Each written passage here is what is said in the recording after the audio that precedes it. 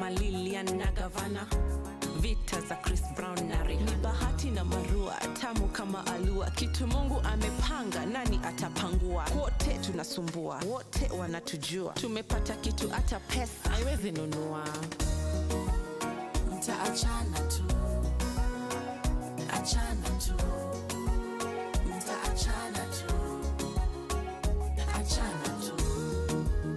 Tunakazana tu, kazana tu. Tunakazana tu, kazana tu. Wenye roho chafu ni time wazioshe. Hatuwachani kama Jay na Beyonce. Hii ni kina deeper than the oceans. Hakuna kupima, chopeana yote yote. Hii si sinema, ni pingu za maisha. Sisi together ni mbingu ilipitisha. Wanawaza kutuputa sanda, watawaza akili zitaganda. Ni bahati na marua, tamu kama alua. Kitu Mungu amepanga, nani atapangua? Wote tunasumbua, wote wanatujua. Tumepata kitu hata pesa haiwezi nunua. Mtaachana tu, achana tu. Mtaachana tu, achana tu. Tunakazana tu, kazana tu. Tunakazana tu, kazana. Ni bahati na marua, tamu kama alua. Kitu Mungu amepanga, nani atapangua? Wote tunasumbua, wote wanatujua. Tumepata kitu hata pesa huwezi nunua.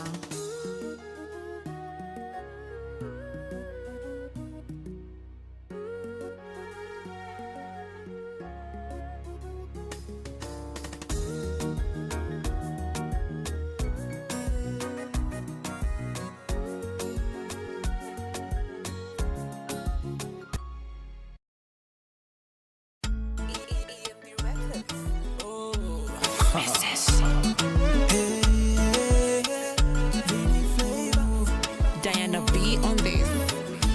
Are you coming tonight, Shiro? Shiro, are you partying tonight, Shiro? Kwa walenje sina pesa, ujue vile leo unacheza. Hizo mizinga juu ya meza, ujue vile leo unacheza. Umekuja na mama, nimekuja na mama. umekuja na mama. Nimekuja na mama. Umekuja na baba Nimekuja na baba. Umekuja na baba Nimekuja na baba. Nimekam na mbaba mfadhili juu na kuanga na alajia umasikini. Napenda good life, napenda fine things. Love bila pesa sitamu ni pilipili. Heri nipate heartbreak Dubai, nikiwa kwa mayach na mashampini hudai. Then a fly guy kutoka Githurai, najigamba na doshi na mfuko ni kira. Hapa salamu ya good morning ni M-Pesa baby. Si umelalaje umeamkaje zofala baby. Nilitoka ligi ndogo niko bigi baby. Ndio pate simu natumia uza kidney baby. Umekuja na baba Nimekuja na baba. Umekuja na baba Nimekuja na baba. Umekuja na mama. Nimekuja na mama. Umekuja na mama. Nimekuja na mama. Leo tunatesa, club imeshika, leo ni kupewa. Hakuna chakula, leo niko na mama, wetawe ongeza tu. Kunywa pesa si zako, na ukizimia ni chabo. Watu waambie siri zako, na tukicheka isiwe trouble. Hamna lolote nyinyi vijana wa town. Siku ya birthday na ni poster queen was born. Sayo mbaba zanacheza Louis Vuitton. Hamja notice ni mfuko uni turn on.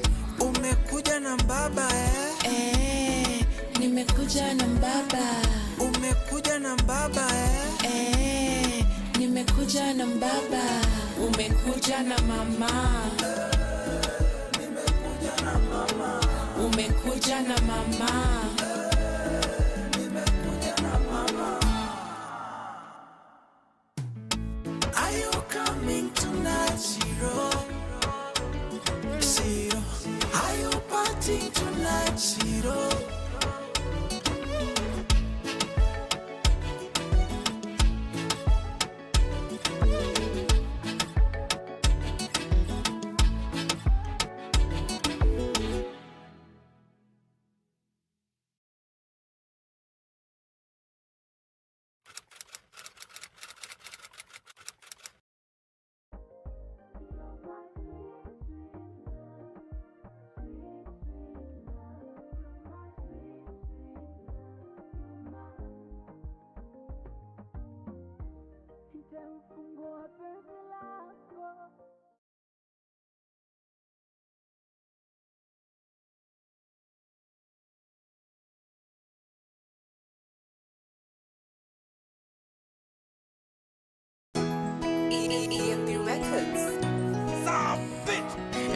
Nadia, na bahati tena. Missy lover boy, in case you don't know. See lover boy, oh no. Missy lover girl, in case you don't know. Sio kama yule dem, oh no. Na kama njiwa anavyopepea, roho yangu unailemea. Kasura pia nakolipokea, naona Mungu kakupendelea. Basi kumbatie hadharani, unipea chumbani. Weni moto, weni moto. Pete yangu, pete yangu, pete yangu. Weni kama pete yangu. Pete yangu, pete yangu, pete yangu. Weni kama pete yangu. Toka kwa jua njoo kwenye hema. Wamekutesa sana mino chanda chema. Na wapambe wale wasiopenda mema. Wanatuombea vita CCM Chadema. Yani humoto hauzini, na pa maneno ya ulimi. Nishasadiki moyo kadupenda viwewe. Basi kumbatie hadharani, unipea chumbani. Weni moto, weni moto. Pete yangu, pete yangu, pete yangu. Weni kama pete yangu. Pete yangu, pete yangu, pete yangu. Weni kama pete yangu. Pete yangu, pete yangu, pete yangu. Weni kama pete yangu. Pete yangu, pete yangu, pete yangu. Weni kama pete yangu. Pete yangu, pete yangu, pete yangu. Weni kama pete yangu. Pete yangu, pete yangu, pete yangu. Weni kama pete yangu.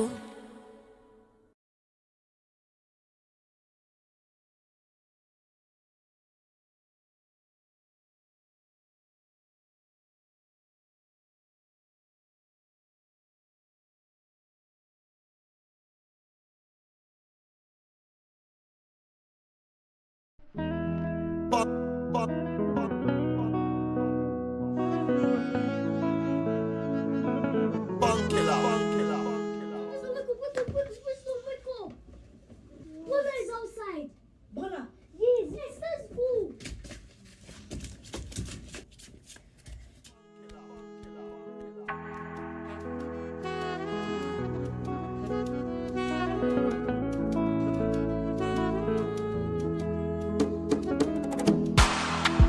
Now me with they clean on the house. Now me with they wash on the car. Now me with they cook no no. Now me with they wash on the cloth. Now me with they walk for your shop. Now me with they hug no no. I become a person for my happiness, so still be my own. Everybody get bro, no me say your own bro, passing my own.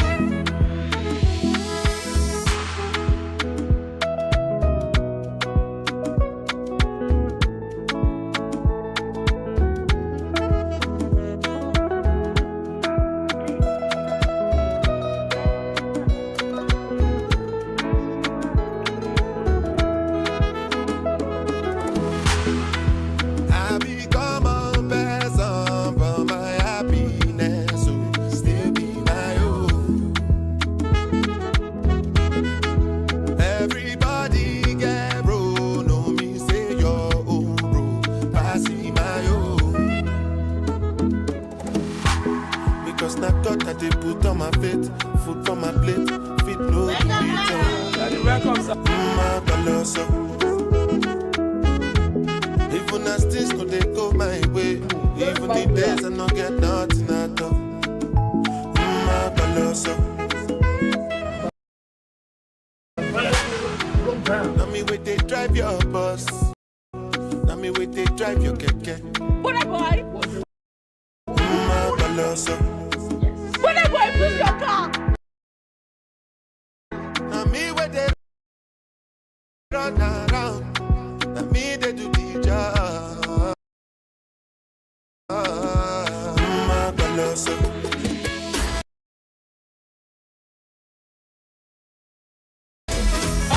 When I'm going, I'll be singing like everybody will be shouting my name. Hey, brother! Yeah.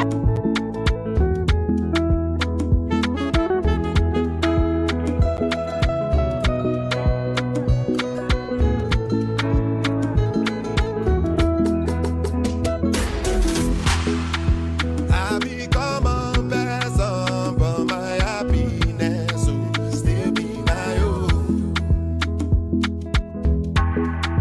Everybody get bro, no me say your own bro, passing my own.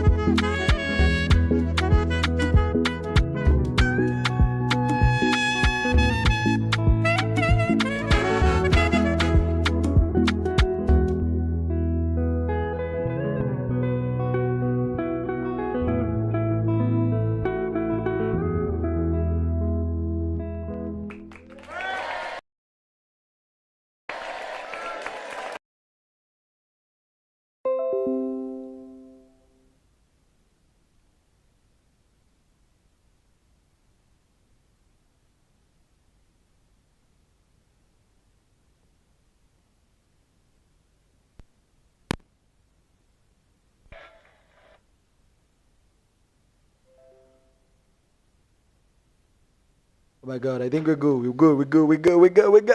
Yeah.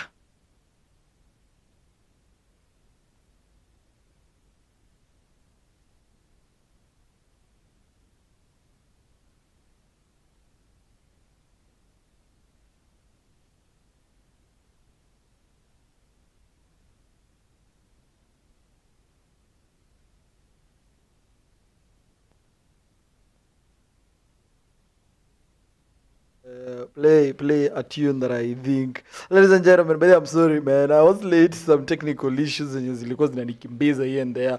This time ilikuwa inafika. Ladies and gentlemen, we are 23 minutes into the hour 10 p.m. It's Monday, baby. What's up? Oh my God, I can't believe that I'm Sunday. But let me say this one more time. I'm very sorry I'm in for some technical difficulties. But ladies and gentlemen, we're back. It's Monday. Ooh. I'm super excited, man. I miss this show, baby, man. It's something I think I really love, and so I think I'm honestly gonna speak the truth deep from my heart. It's Monday, baby, and you're back, ladies and gentlemen. Welcome to the night live show. They had another intro I made for this show. Let me play it for you, and maybe you guys can tell me. I want to make a music out of it. Tell me how it sounds.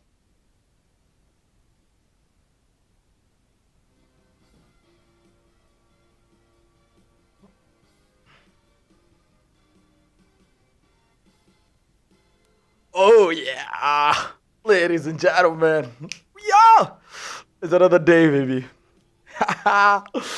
Welcome back to the Night Live Show with me, your host, JJ. Thanks so much for tuning in. It's another day, another great day. Let's roll. Yeah. I'm thinking of doing a song with that intro. What do you think? What do you think? Someone tell me what you think about that. Probably I'm going to replay, I'm going to cut it out, but that is the beat I'm thinking of making some music, some intro music with. We're going to build this show together with all of you guys. So let me replay it kidogo and let's try to make some music. I have no lyrics at this point. Let it just roll.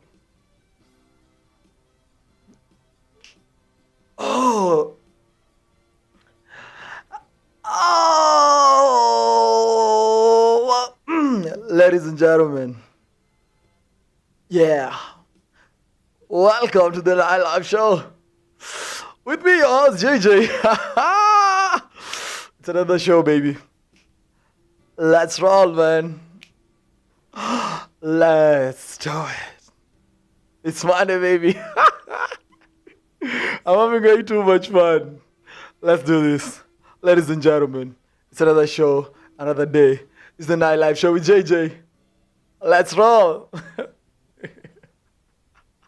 And I'm not a good musician, but I don't think even that's a song. I don't know. But I'm just gonna know how we're gonna juggle with it now. We try to make some good music. Come on, just deal. Ladies and gentlemen, of course, welcome back to the Night Live Show. This is Monday, man. I'm kind of running out of things because I was quite late. I had prepared every single thing, but then time did the thing, and I'm gonna prepare some of the last things that I had here right now because I had everything covered up right now. Yeah, ignore that. Let's take that and let's open that thing with a couple of things. So, ladies and gentlemen, have you guys been? Yeah, let's open. Ladies and gentlemen, it's been a long weekend. We tried streaming on weekend by day, but I was quite far away. I didn't have access to a lot of equipment that I needed for the show. So of course we missed the Saturday, Sunday show. But we don't intend on doing that for quite some time. Yeah, we don't intend on doing that again. But of course, we thank you so much for the support. You're always giving us right here on the show. We appreciate every single support, man. Apologies for venye niko. But hey, so today I was away. Nilikuwa na shughuli kadha wa kadha. Let me call them that. Nilikuwa na shughuli kadha wa kadha. I know something's gonna make noise here, but I'm gonna have to pause it as soon as it plays. So let me wait for it here. Yeah, sorry. These are the things that happen in your life because a lot of things are happening. You don't know what to handle. You don't know what not to handle. It's like too hot to handle. Language, the citizens' language. And all these guys stop talking. Yeah, we're good now. We're good. I think. Yeah, we think we're good. So let me go back to the show. So apparently, there's this whole thing that was going on. So today I was actually listening to the news. The radio, by this zilikuwa za Kikuyu. So I had the but the interesting thing was like people complaining as usual. Wase wana complaining so much as in kawaida. I mean, everyone is just complaining every single time. Whether kuna kitu mzuri, there's just gonna be someone complaining. So I had this I think it was a mother na mtoto wake walikuwa na complain. And they're like, now the student is like, sasa sisi kama comrades, mazee tunakula mandazi ya 10, tunakula mandazi ya 10. So by the end of the day ukiwa umekula at most the whole day umekula 40 shillings. And I think that's possible by the way. I think I've ever gone through such a thing when I was in campus. Sorry for another day of why I actually went through such a thing. So now the student complained, akasema venye serikali ilisema itaangusha gazi, ikakuja kuangusha mtungi and all those things, and walikuwa na complain. But now the interesting part was then the parent came to complain. So mzazi alikuja akasema, yani mimi ukiniangalia hivi, mimi mtu hizi dhani mimi ni mtu ako na mtoto wako university. Nyinyi mkiniangalia mtu anaweza dhani mimi ndiye niko university. Na nijua kukonda. Na si ati mimi niko na ugonjwa, ni sababu hatukuli.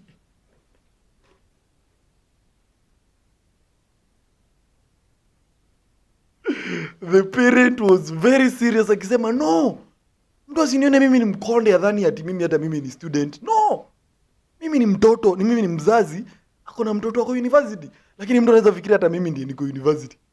But no, apparently the whole thing inaniangukia because tunakuja hatukuli sababu hakuna pesa. Serikali tafadhali nifanyeni kitu. But then I know it was not funny, but it's not a laughing matter. I don't know what's wrong with my clarity. It's not a laughing matter, I know. But here's the thing. Hatukuli. The government should do something. Imagine mtu mzazi amekonda, akakonda. Literally, quite literally, akakonda because of kukosa chakula. Wow. I didn't want to get this on the serious part of that joke. I mean, it was just a joke. I wanted to get on the funny part of where the parent was literally complaining, except, you know what, guys? mazi mimi nimekonda, si ati ni venye nimekula, si ati venye mimi ni mgonjwa. I don't have any diseases. Kiniangalia hivi, no one can actually tell that I have a college student. I look like I'm the one who's in college. Jua venye niko na mwili kidogo. Not because mimi ni mgonjwa or anything.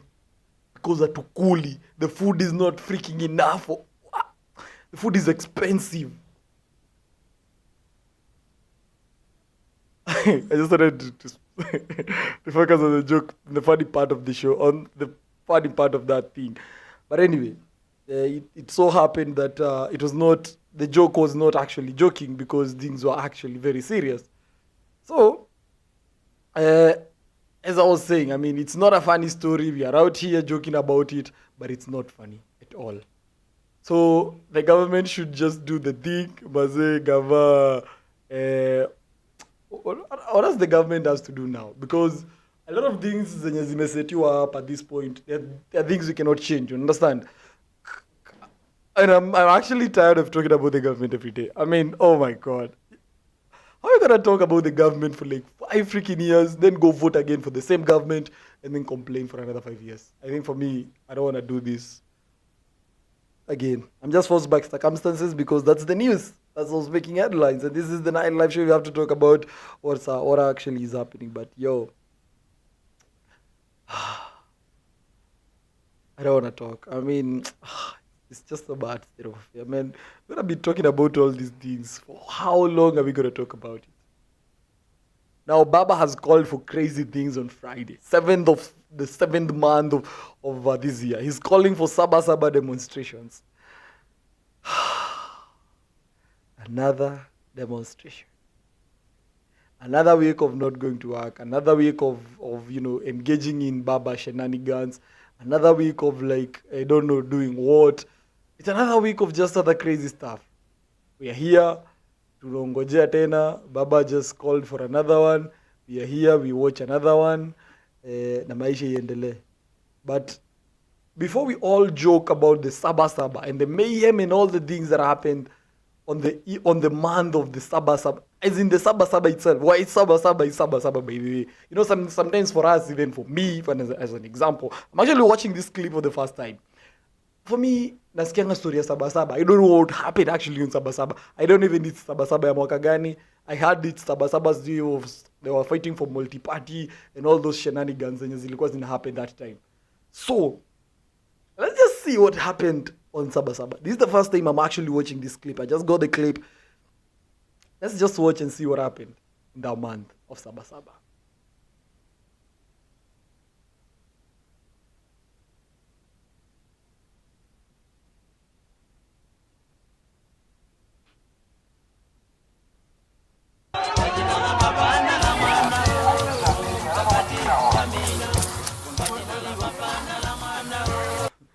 I don't know if that is actually your angle. Let's start the clip. Because for me, let me just bring myself in. Kidogo too. Let me bring myself in because I must quite really, talk about this live, hiding anything. Let me just talk about it where I can see it. Sindio? Yeah? Anyway, let's forget about that. Sindio? We focus on one thing, yeah? I actually didn't know personally.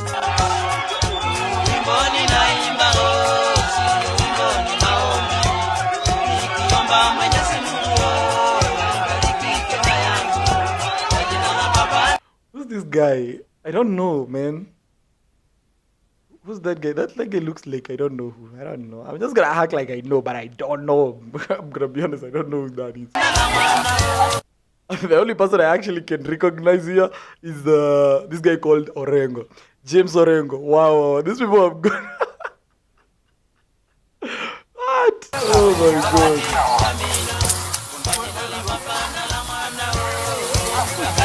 So those must be police officers when you want to harass us, see? Oh. Wow. Wow.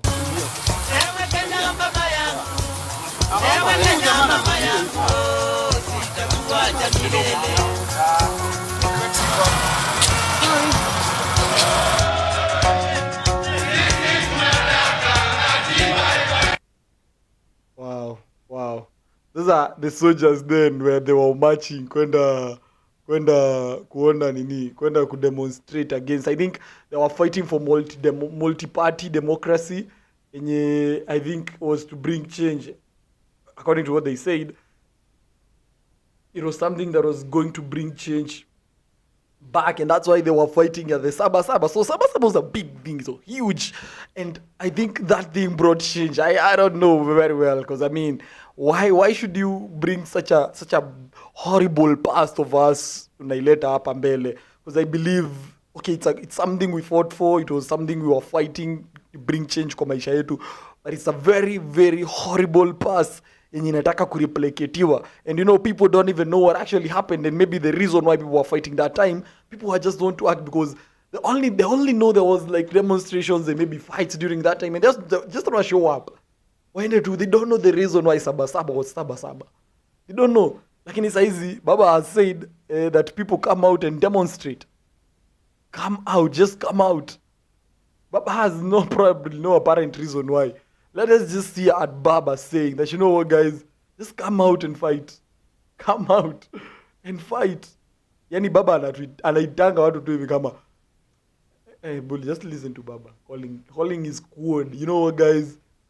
Siku ya Sabasaba, tarehe 7 mwezi wa 7, Ijumaa ijao, Wakenya wote, Kenya mzima watajitokeza na kusema kwamba enough is enough.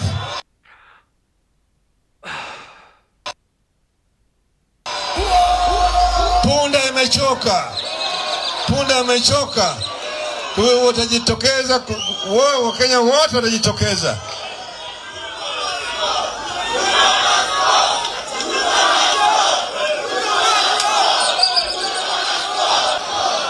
Hello.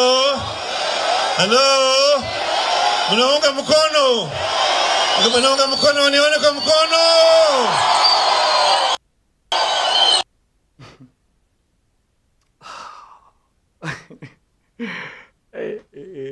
Some things just leave me speechless. I'm gonna be honest.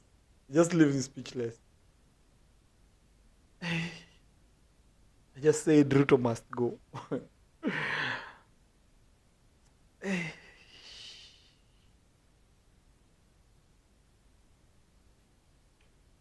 Baba Raila Amolo Odinga. Wow.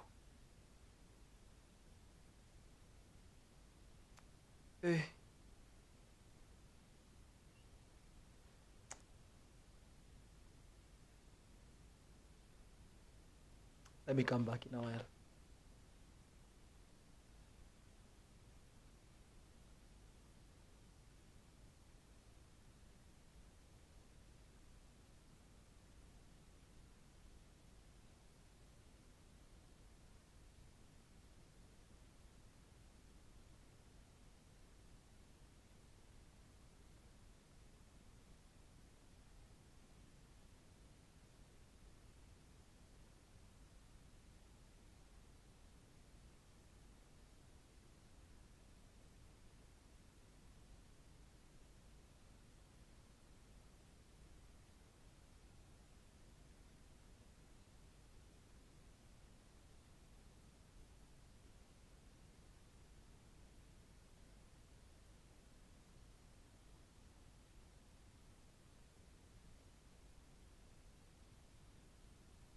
Jiniwe.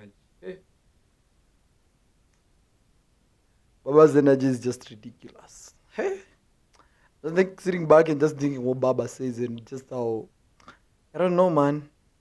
Probably there's a reason to fight, and probably there's just no reason to fight. Probably there's gonna be loss of life on Friday, the 7th of July.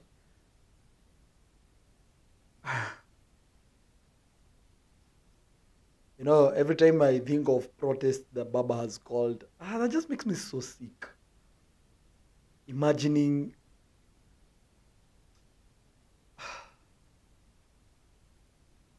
there's just a consistency in the loss of lives, and just it's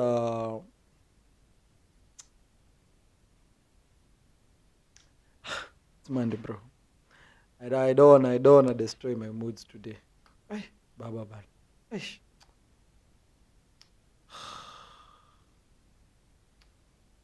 Anyway. Don't wait for Friday. But anyway, apia we Baba Bala. Hey.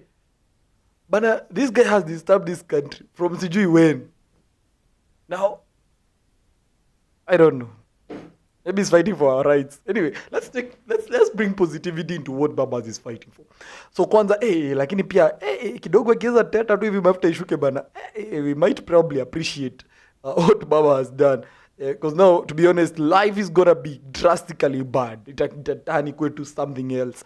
Especially if you think of what, say for example, the high cost of living ikienda juu, what it changes so many things in everyone's life.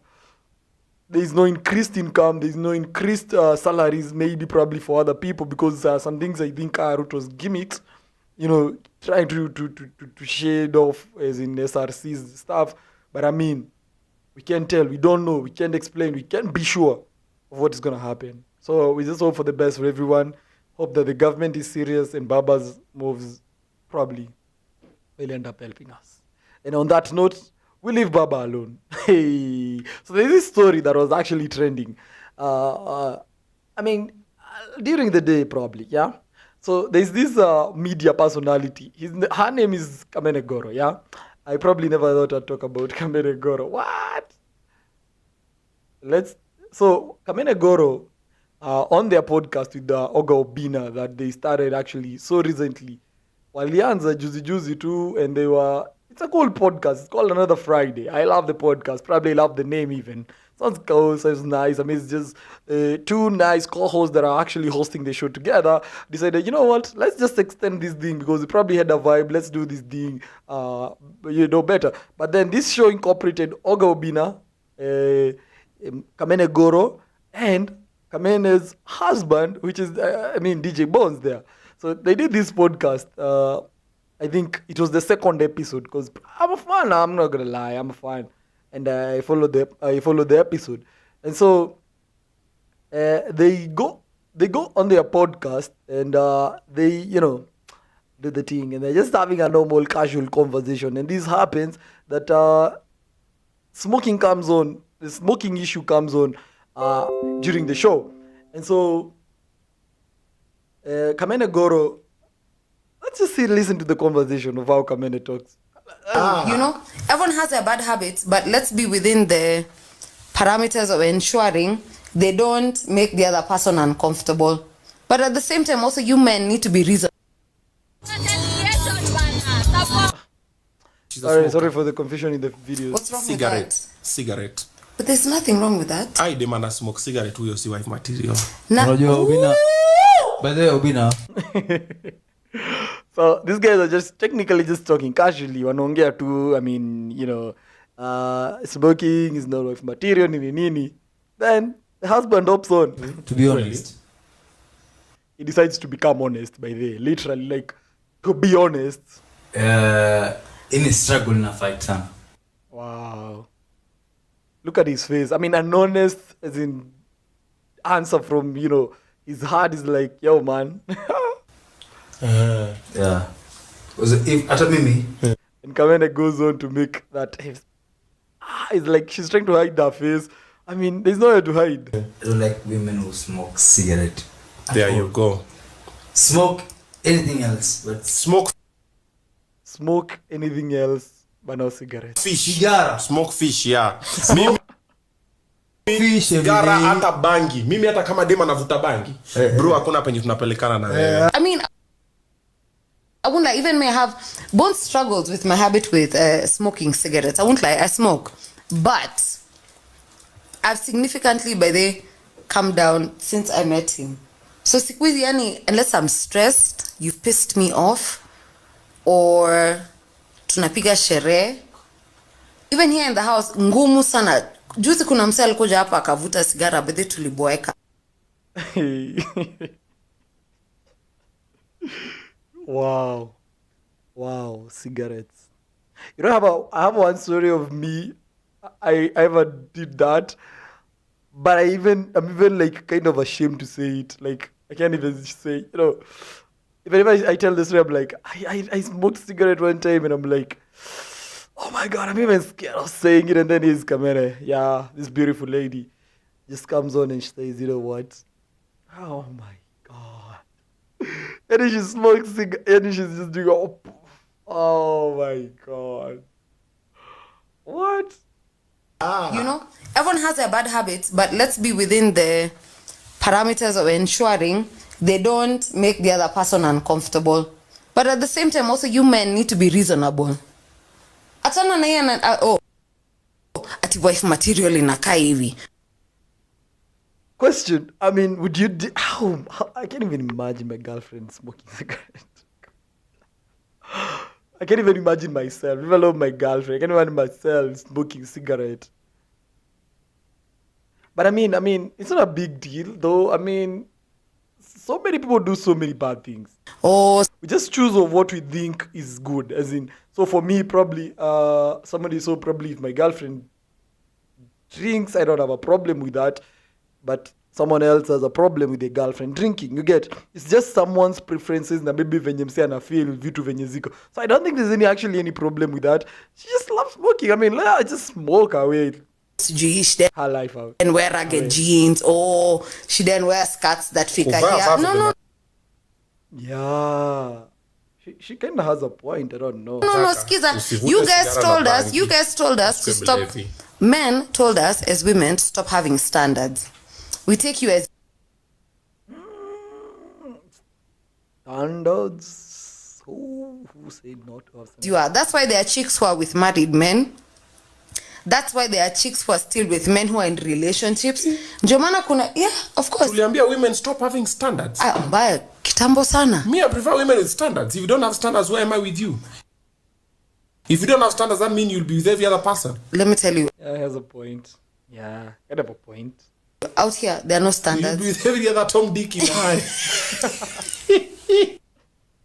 And of course, that is another Friday. So on the podcast, they get to this discussion where they're like talking about, I mean, if someone is drinking, I mean, I'm not cool with it. Me as the boyfriend, I mean, I can have a girlfriend who drinks, who smokes.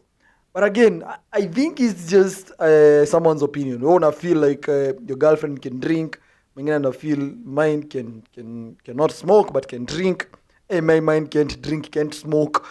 It's just how you feel, ama how you view, ama venye unataka your wife to be. You understand? So I don't think it's a thing of like wife materials, ama ati mademo anaka kukua hivi. Una get? Because someone is gonna go out there and it's like, me, I can't date a guy who's drinking, you know?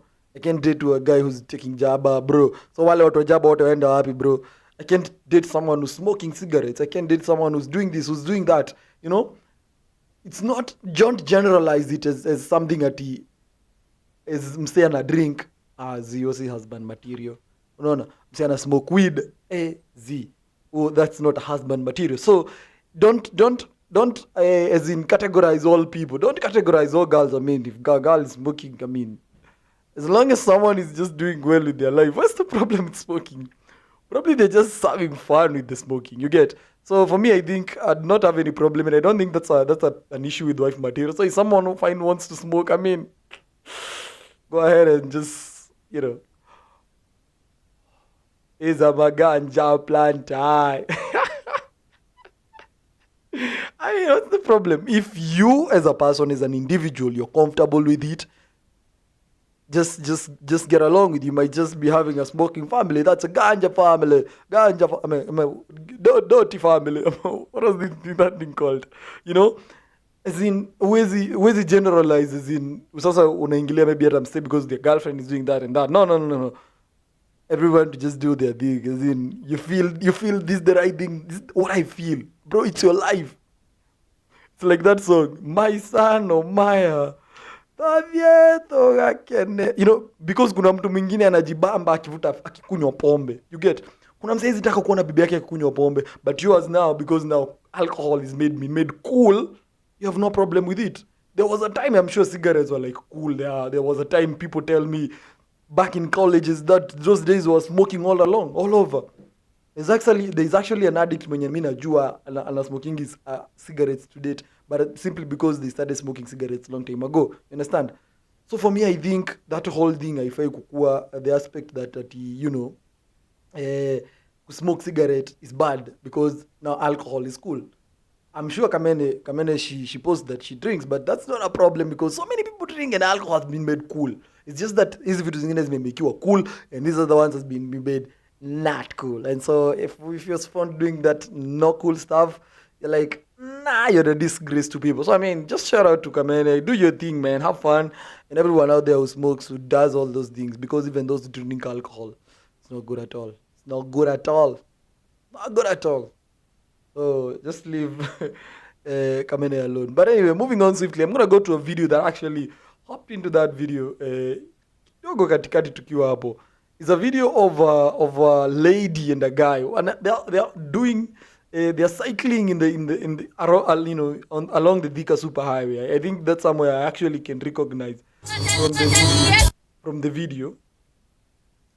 So this guy is actually trying to show stunts, bro. Mimi nilikuwa naangalia video na nasikia tu TV. Yani yani I'm gonna be honest, ile dhidhi nimesikia nikiwatch hii video. How? Naga na lie. Hey, shari the reason why when I wake up in the morning, hey. I'm gonna be honest. This one ina iliniweza. Let's look at this clip. Kabisa. This actually looks like a road going to town. This is around probably I don't know, somewhere around there, but along the Thika Road, yeah. So this is a guy, I think with his girlfriend, or I don't know who this girl is. They have no helmets, no protection whatsoever. They have none. And just see what they're doing. Hey. Probably it's something that I've gone into practice for quite some time though. But yani umse anaenda na hiyo nduthi hivyo. Akadem kamejishikilia tu hivyo. Kana kaka toto. Literally. Umse amena ameshikilia bike mguu moja yuko mbele. Shit. Look at this little. She looks so even so small. She looks so tiny, man. Look at her. So innocent. Very innocent. Look at her. Hey. No helmet, no nothing, no reflect, no nothing. On the super highway. Doing these stunts. I was say wa messed hivi kidogo. Tunakimbiza mwili straight. What are these? Jesus. And probably someone is just speeding behind them. Wakiinua hizi vitu. It's good to have stunts, it's good to have all those things, but yo.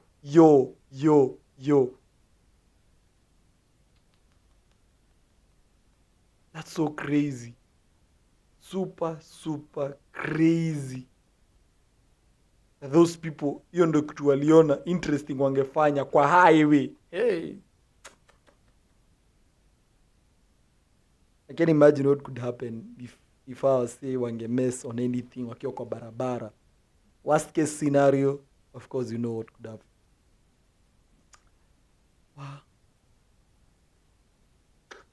Nafaa wapigwe viboko. Kwano anyway. Have fun. Probably they've done it for quite some time. Wamejibamba nayo, and they have you know, they have the expertise in doing whatever they're doing, yeah. But anyway, it's Monday. We don't have to have Monday blues. Hatutaki vitu mbaya kutuharibia Monday, ndio. So what we're gonna do, let's move on swiftly. Take a quick fast, very fast mapema, ndio. So there's a story. Acha niwaambie. There are things you people should not struggle with, yeah. So there's actually a millionaire sleeper. So this girl literally walked away.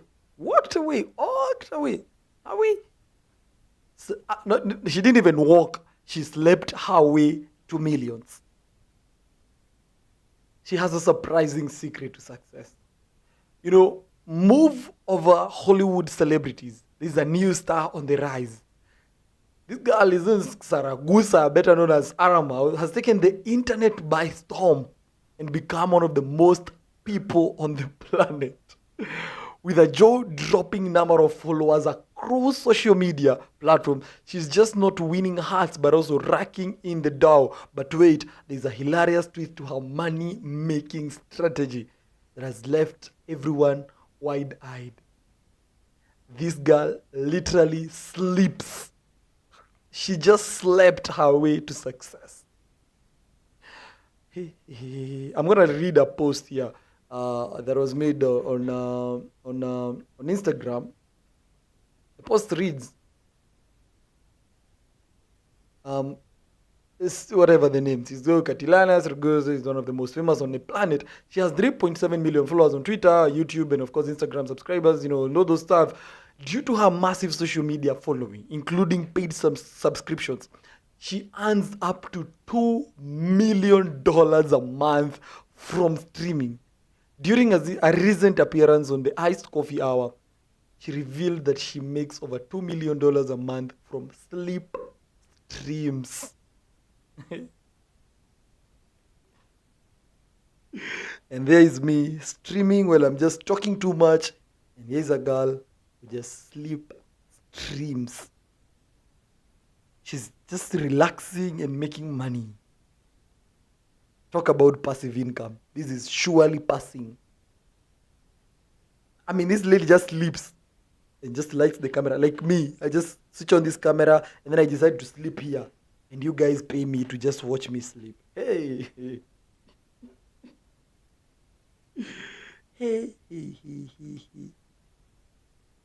But they're actually what they sound like, you know? She streams herself while... Let me demonstrate. Okay, maybe I don't look that good for people to just pay to watch me, but yo, let me try and sleep in a cooler way. Is that good enough? Yeah. She sleeps her way to all that wealth. So probably hata maybe kitu yenye maybe inakuomoa is not that something yenye itakuwa so big. It's not that big, you think. Where those two? Imagine washa camera na ulale. Just switch on the camera and sleep, bro. Just switch on the camera and sleep. As in, hey, it's as easy as that. But I mean, such cases are very rare. There are very few. As in kwa dunia, there are very few cases like that where you can just sleep your way to success. Aish. That girl is making, I'm sure, over $2 million is like over 200 million shillings. She makes all that money sleeping. You don't even have to put effort. I'm sure probably the only thing she does was like just have a nice pose as she's sleeping. Make sure she looks good on her sleep. But she's just gonna make millions while sleeping. Wow. So as she's sleeping, making millions, there's some kids in this part of this country and they're coding their lives away. Hey, sijui nani aliwaambia nao maisha ni kukode. These kids are coding their freaking lives away. Hey, let me show you a clip of these kids. They are coding things, I'm sure, very sure. Most probably graduates from university. They cannot code, by the way. It's not a joke. It's not a joke, by the way. I'm very certain when I'm saying what I'm saying. There are graduates who cannot code what these kids are coding. That one, I can say with confidence. So, this is a clip from a TikTok account called TechLit Africa. TechLit Africa or TechLit Kenya. I can't remember the tag, but it's TechLit something. It's a place where kids just learn how to code as small as how old this kid is. So this kid has programmed this thing to be picking these objects and putting them somewhere, going back, picking another one, putting in top of the other. Let's watch the clip.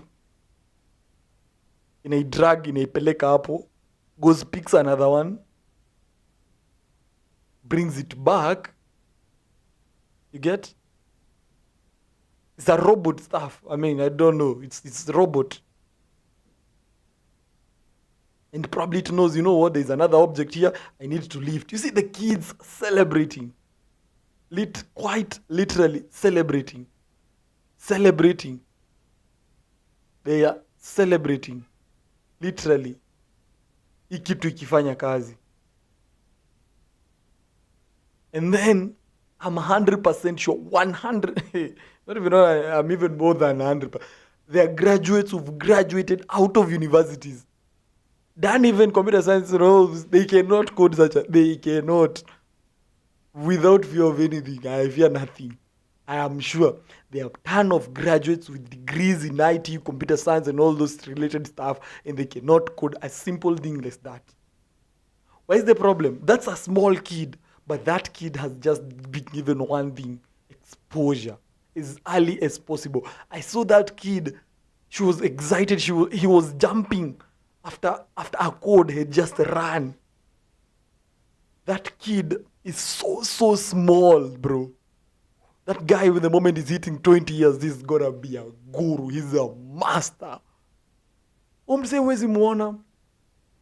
And then now they are 22, 23, 24 years old. When you're a graduate with computer science degree, they cannot do a thing.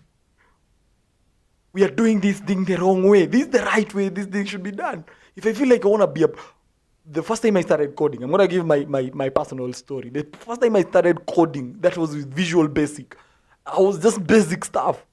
I was in like high school, I think probably Form 2 or Form 3 there. Form 3 there, I think.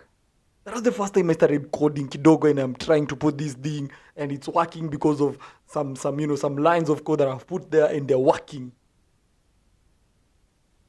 Nilikuwa nimepata exposure kidogo. Nikaenda nikashikanisha na campus, nikaenda nayo, that was now terrible. And you're already old, but imagine that kid as young as that kid is. He's already working on He doesn't need to learn chemistry. Chemistry for who? What? Why is the kid learning chemistry? Why is the kid being forced to learn about CRE, history of how Vasco da Gama came and did? What did Vasco da Gama do? How does that even... We shouldn't even learn about Vasco da Gama was here. That pillar should be demolished there. Isn't it true now? We still have time. These are the things we should be learning at this particular point in our lives. Go watch TechLit Kenya or Africa somewhere, something there on TikTok. Those kids are programmers right now. They are doing Python. No matter how small the code or how easy the codes are, bro. Those are the things that you people do in campus. Campus mzee mzima amejaa ndevu. Anaenda anaambiwa sijui put this, and then it says yes. You know those case situations. That's the way to go. That's the freaking way to go. If someone is a programmer, don't waste their lives teaching them about chemistry, teaching them about physics. Those things are not going to help them. And they're a code. Vasco da Gama. Me, I went to campus and I'm reading HIV. What do I know about HIV, bro? What don't I know? HIV is doing nilisoma sijui kutoka lini. I know how HIV spread. Actually, I don't need to know a lot about HIV. Just know it's a bad disease, how it's transmitted, how it can be prevented, and all those things. I don't need to repeat a whole. Time bona sasa. I have to do a whole exam nikisomea HIV. Sijui gender studies. What are... Now tulisomea gender studies. Mkasema equality. Sasa gender zimeongezeka. There are now over 100. There is here, there is them, there is nevertheless, there is so therefore. Okay. Do I go back to... Those are irrelevant things that are not going to help us in. Tusome zile mimi nilikuja kusoma. That's the thing. Although it's like gym, when you go and you say you want abs, they tell you just can't do one thing for your whole body. Ladies and gentlemen, it's 5 minutes past 11. That's all. Sindio tukafunge hapo. It was a great show. A great night. See you guys tomorrow. Asanteni sana. Thanks so much for tuning into the show. This is Just Radio. And of course, it's the #1 radio in the world. I'm just going to say good night. Peace.